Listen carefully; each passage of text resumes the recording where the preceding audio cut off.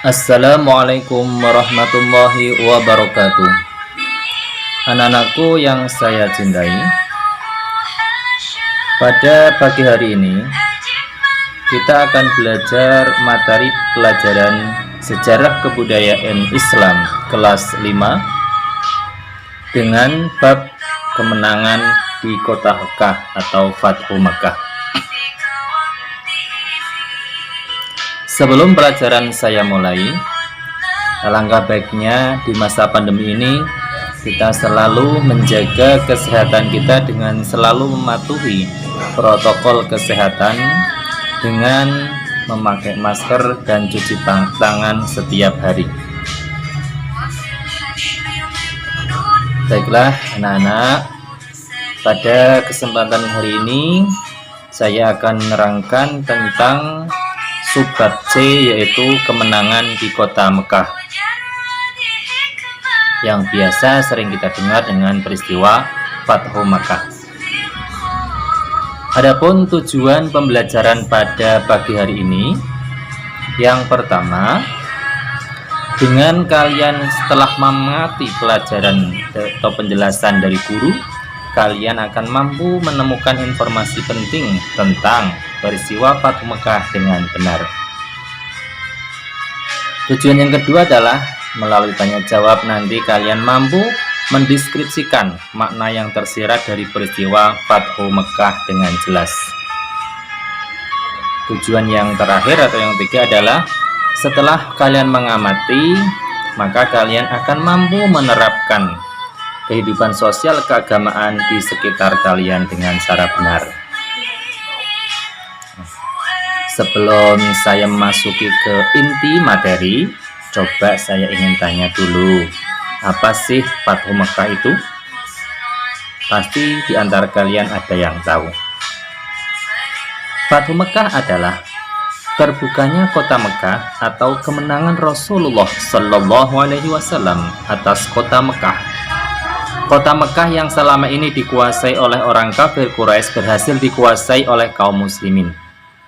Allah Subhanahu wa taala memberikan pertolongan kepada Rasulullah Shallallahu alaihi wasallam sehingga kota Mekah bisa dikuasai kembali oleh kaum muslimin. Peristiwa Fathu Mekah ini terjadi pada tanggal 10 Ramadan tahun 8 Hijriah atau 630 Masehi. Nah, anak-anak, ketika itu Rasulullah Shallallahu Alaihi Wasallam beserta pasukan kaum muslimin memasuki kota Mekah melalui 4 arah, yang mana masing-masing arah dipimpin oleh salah seorang sahabat. Yang pertama, yang masuk melalui arah sebelah utara dipimpin oleh sahabat Zubair bin Awam. Adapun pasukan yang kedua dari arah bawah, maksudnya dari arah bawah adalah karena geografis kota Makkah ini seperti bukit. Jadi ini yang dari arah bawah bukit dipimpin oleh sahabat Khalid bin Walid. Yang ketiga dari sebelah barat, masuk Makkah dari sebelah barat dipimpin oleh sahabat Sa'ad bin Ubadah. Yang terakhir adalah dari arah atas dari kaki gunung Hind, ini dipimpin oleh sahabat Abu Ubaidah bin Jarrah. Inilah nama-nama para pemimpin atau sahabat yang dipasrahi atau diamanai oleh Rasulullah Shallallahu Alaihi Wasallam untuk memasuki kota Mekah dengan secara damai. Anak-anakku, pasukan Islam masuk kota Mekah tanpa adanya perlawanan dari kaum kafir Quraisy.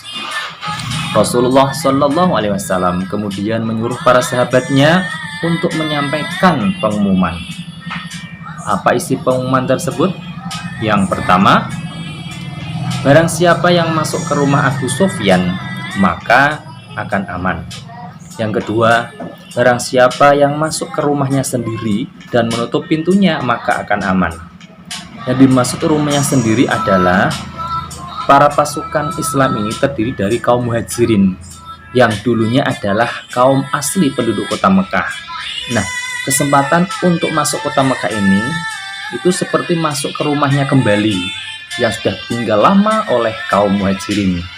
Itulah yang dimaksud dengan rumahnya sendiri. Yang ketiga adalah pengumumannya, barang siapa yang masuk ke Masjidil Haram, maka dia akan aman. Anak-anakku yang saya cintai, akhirnya setelah itu kota Mekah berhasil dikuasai oleh Rasulullah Shallallahu Alaihi Wasallam dan kaum muslimin. Kaum kafir Quraisy yang selama ini menjadi musuh berbahaya bagi keberadaan dakwah Islam telah berhasil ditaklukkan oleh kaum muslimin. Sehingga kaum muslimin berbondong-bondong menuju ke kota Mekah, yaitu ke Ka'bah Baitullah. Mereka bertujuan untuk beribadah, melakukan ibadah umroh.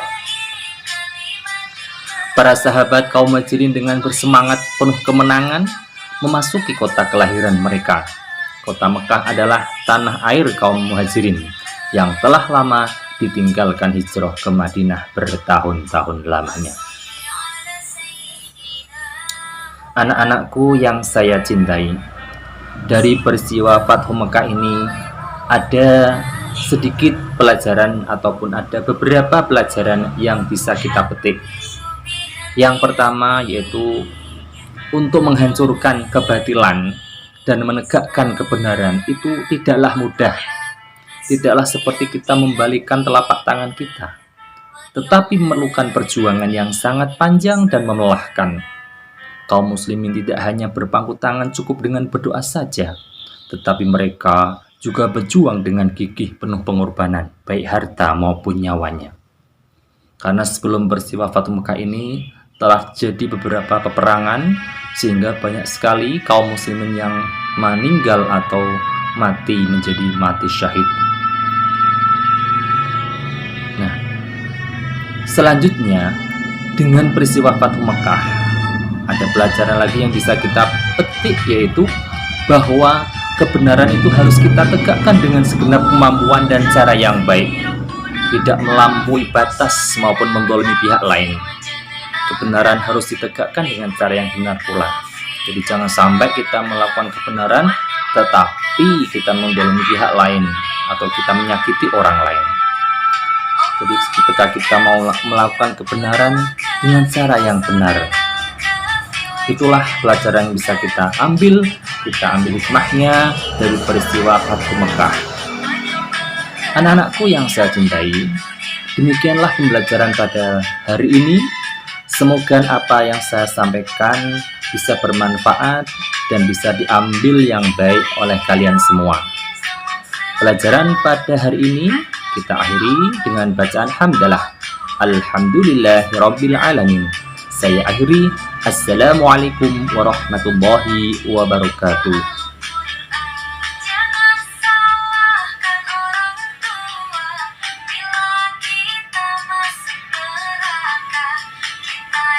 Jauh dari